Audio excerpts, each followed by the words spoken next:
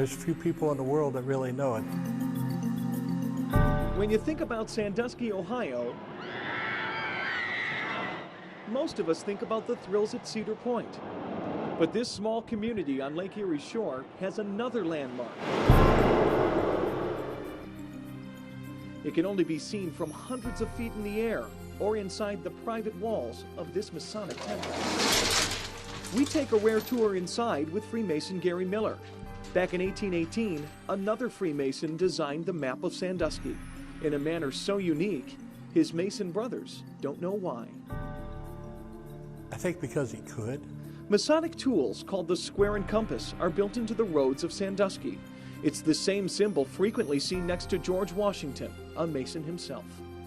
So there's Masonic emblems everywhere. It's just that, you know, if you're Mason, you look for them a lot more. Countless world leaders and historical figures are connected to the fraternal brotherhood. It just seems weird that, and I agree with you, that there wouldn't have been other towns or cities or somewhere else in the world, but as far as we know, there's not. Conspiracy theorists believe the Masons had a secret influence over the construction of Washington, D.C. and the country. The square and compass can be found on the Washington Monument. Some say Freemason symbols even connect the National Mall. While many debate what happened in our capital, there's no debate in Sandusky. Still, very few know its history. Oh, yeah, that's square and compass. Yeah, okay. That's a map of the city with the streets. I didn't know that they formed what the symbol for the Freemasons. Hello, Mr. Gates. Interest in the Freemasons has boomed since the blockbuster National Treasure hit the theaters. Harvey Keitel plays an FBI agent who is also a Mason, and his name... Just let us handle it. You know, Agent Sandusky... It even caught Gary off guard.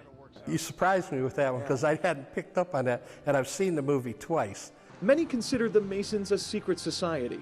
Miller says the Masons are out in the open, but... We have our meetings, and they're for our members only. There are things the Masons do for others.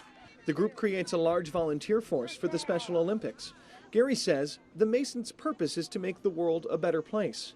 And while many people are fascinated with the Masons' mysterious history and famous figures, for Gary and many other Masons, it's about family and tradition. My grandfather was a Mason 64 years until he passed away. My dad was a Mason. And I'm a Mason. In Sandusky, Zach Ottenstein, 13 ABC Action News.